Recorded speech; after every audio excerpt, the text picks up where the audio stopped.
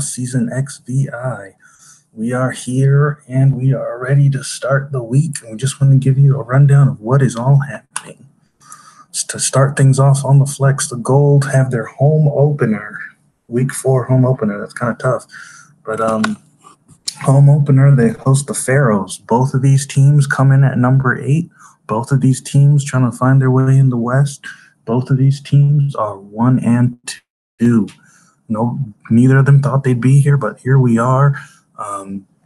Pharaohs, they have Charlie. I mean, that's really all you really need to know about them. Charlie's playing phenomenal, one of the best players in the league, if not the best player in the league over the past few years. Looking for Vega to get better. He hasn't had a terrible season, but he just hasn't been involved because they need that second arm. I mean, Hellstrom and Holcomb are doing whatever they can, but they need that fortification on offense. And their defense is okay, but I mean they've just really been relying on Charlie to pull them through, and they thought that was over when they drafted Vega. They thought that was over when they switched over their roster a lot to help out Charlie, and it just hasn't happened yet. They're 1 and 2. I mean, they lost 2 close games, to be honest. So they're not a bad team, but you're 1 and 2. You're playing the Gold, and the Gold. I mean, they have one of the best rosters rating wise in the league. With Obama, the rookie, he's on pace to be Rookie of the Year. They hope he stays on that pace. He's been playing amazing. He's the one who boosted them to their first win of the year. It'll be an interesting game as Lenore. I mean, the Pharaohs aren't going to be looking at Lenore, and she's been hampered with the reputation of not being able to lead, and they're going to need her to lead in this home opener. Because for either of these teams to go 1 and 3 is a tall task when you have teams like the Diamonds and Silverbacks that can gap you pretty quickly. Next game up is Scarlet Ember hosting the Captains. Scarlet Ember's second home game in their new facility. Captains trying to remain relevant. I mean, Captains 2-1, Scarlet Ember 3-0. Neither team ranked. So the Midwest really feeling like they're getting gypped here. Scarlet Ember, they've played fine. Ramsey's playing out of his mind. He's the best player on the team this year so far. Skogstad playing well. Rutledge had a big game a couple games back. Scarlet Ember, they're making the case that they're a solid all-together roster. Captains, on the other hand, I mean, what is there to root for? I mean, they don't have an offense. They have Sanchito and Dill Durant's coming up as a defender. Brantley's a pretty good defender. They just have defenders. I mean, there's nothing explosive about the team like last year when they had Travis, at least. But yeah, they're just a team of defenders, and I just don't think with as bombastic as the Scarlet Ember have been, I don't think they'll get past them. Cats hosting the Checkers. Checkers hoping after 2 rough games against the top tier of the division, hoping to gap themselves from the bottom of the division. They already did it versus the Dragonfish. Now that's their chance to do it versus the Cats. Cats just, they're 1 and 2. With a win here, they're 2 and 2. In their mind, they're playing their own season. I mean, you can't look around, get to 2 and 2, you're 2 and 2. Nobody can take it away from you. So, I mean, it's doable. Elios has been playing pretty well. They just need a good game from Jared. I mean, and these guys have been on this team for so long. Walter, Zach, but how can you rely on that now? They have never showed that they can put together a game. And yeah, something has to happen. Something has to happen with this team in the offseason. But for now, just try to get to 2 and 2, hold it down at home. Empire hosting the Sea Dogs. Now, a lot of people say this game should be the flex game. And it's going to be a good game. Empire match up very well for the Sea Dogs. Empire have a great defense, a solid defense. Thompson, good offense. Richard, great offense. Sea Dogs, it's really going to come down to Ellie Miller and how he plays. Empire aren't going to be going at Tamp that much. So Tamp, he's been playing steady. He has the best index in the league, playing the best in the league right now. Just consistent. You know what you're going to get. Numbers close to 20 for 15. Um, no defense from him. So Empire going at Miller because Miller's the game changer. And without Miller, they're just a couple offensive players. Um, I expect this game to go down to the wire. I think the Sea Dogs might get dethroned. They just haven't showed that they're just a dominant team like we thought they were coming into the season. So we'll see another chapter in this great rivalry. Let's see. Diamonds hosting the Phoenix. Diamonds hoping this is going to be a nice solidifying game for them. They're aiming straight towards the division points lead or the division lead instead of the points lead. You know, they're 2-0 division so far, only losing to the Toros in the first week, and the Phoenix would make them 3-0, pretty untouchable for a while in the division lead. Phoenix, you know, they're Greeley and Streets can really put together games, and they can really damage teams. So you never can count it out. Greeley, one of the best up-and-coming stars in this league. You know, Phoenix just a couple pieces away from being a playoff team, and they continue to prove it. I mean, last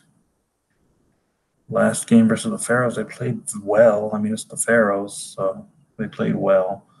They just really need another offensive player, and you're not really going to get it with Prim, Jordan. So let's hope Greeley balls out, and we could have an interesting game. Dragonfish hosting the Silverbacks. Silverbacks hoping to just blast off. They need points so badly. They're 2-1, and they have 90 points, I believe. I mean, that's ridiculous. They need a very good, strong win here, and the Dragonfish are the perfect team to do it because the Dragonfish have no hope.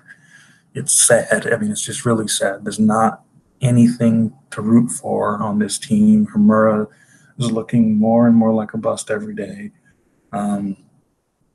It's not looking very good for the Dragonfish. So if the Silverbacks can come in, get a clean win off of them, they'll be very happy. You know, maybe you get a win. You never know. Silverbacks like to drop games that they should win all the time. So we'll see.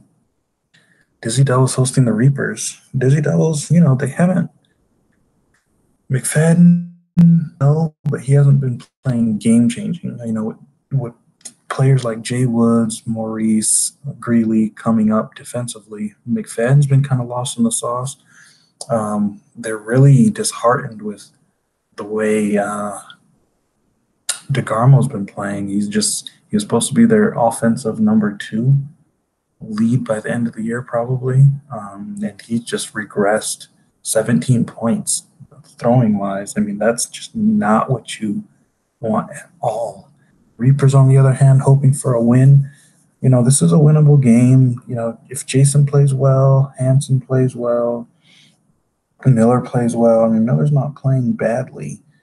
It's just that he's not the most talented player, and Hansen has to lead things off. Hansen was never built to be a lead thrower. So that just shows you the state the Reapers are in. Benton's on the hot seat. It's not looking good for the Reapers, but coming to DC, they've done it before. Remember back in the 2011 season when the Dizzy Devils were at their height. Came into DC, stole a win off them, and kept rolling. And that began, you know, that really kicked off a nice run for the Reapers. So, you know, maybe you can do it again. They're 0-3, but anything can happen. Gremlins coming into St. Louis.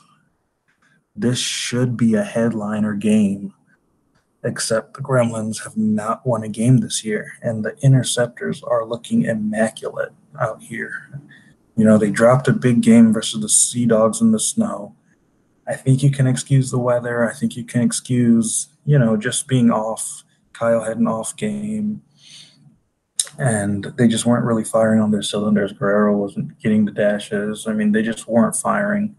That happens sometimes. So I think they're going to roar back. I don't think this game's going to take more than 7 sets. Gremlins they don't have the pieces this year, and that's just, to be frank. You don't have the pieces. You gave away Jay Woods. You don't have Hellstrom anymore. You gave away Capley. There's nothing popping about this team. Well, no, they gained Capley, and Capley, I mean, they got him for the clutch, but you gotta have talent before you have clutch. Because clutch is a luxury, um, and they're paying dearly for that. They just can't finish a game this year. Jocks hosting the Margays.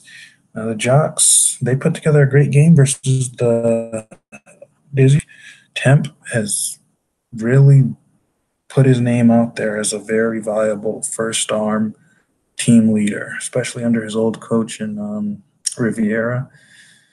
And the Jocks just hoping this homestand yields some results of a victory. And the Margays are still vulnerable. I mean, they're 1-2. They got their confidence back. It's a big game against Empire last season, the last week. But they still have their holes. You know, if you can get out on these guys, you can get Pascal out. Timor hasn't showed that he's ready to be big time yet. And Jay Woods, maybe he's still fluking around. Maybe he's not all he was said to be.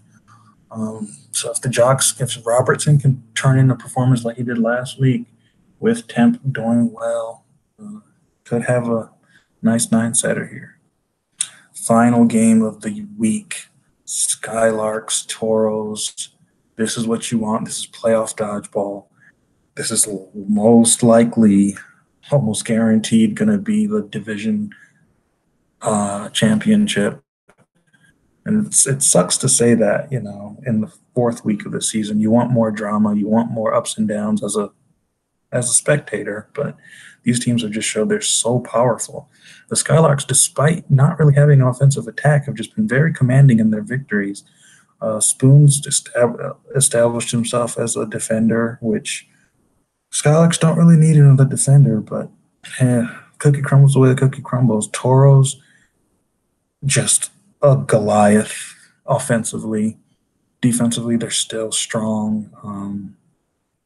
Despite not really having really good communication with the coaching system, they just have so much talent. They're just so scary. I don't think the Toros are going to end their streak here. It might. I mean, it would be fun if it was a surprise victory, but I don't see the Toros losing. I think the Skylarks are going to continue their misery of. I mean, the Skylarks, since the beginning of last season, the Skylarks have won 11 games and lost 4. 3 of those games have been to the Toros. The Skylarks are one of the best teams outside of the Toros, and it just doesn't show because of that embarrassing shutout in the playoffs last year. Just embarrassing shutout. And everybody thought the Skylarks were all just a paper tiger, and this is their chance to kind of prove and get their swag back. I mean, this is the most meaningless 3-0 that I can remember. I mean, they're 3-0. They haven't lost a game, but nobody's counting them in. I would take the Pharaohs over them, even though the Skylarks beat the Pharaohs. They just don't have that punch.